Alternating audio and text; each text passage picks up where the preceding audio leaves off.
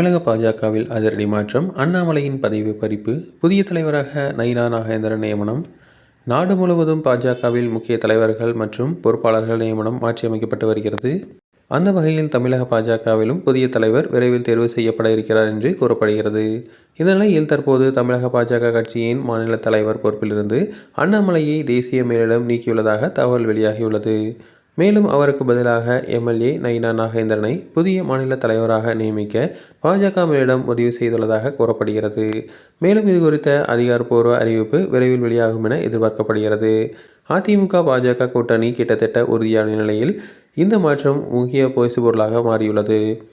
மேலும் தமிழ்நாட்டில் அண்ணாமலைக்கு நற்பெயர் உள்ளதால் இந்த மாற்றம் பாஜகவிற்கு பின்னடைவை ஏற்படுத்தும் என மக்கள் கருதுகின்றனர். மேலும் பாஜக மாநில தலைவர் அண்ணாமலைக்கு தேசிய பொறுப்பு அல்லது மத்திய அமைச்சர் பொறுப்பு வழங்கலாம் எனவும் கூறப்படுகிறது. ஒரு சிலர் ஆளுநர் பொறுப்பு வழங்கப்படலாம் எனவும் கூறப்படுகிறது.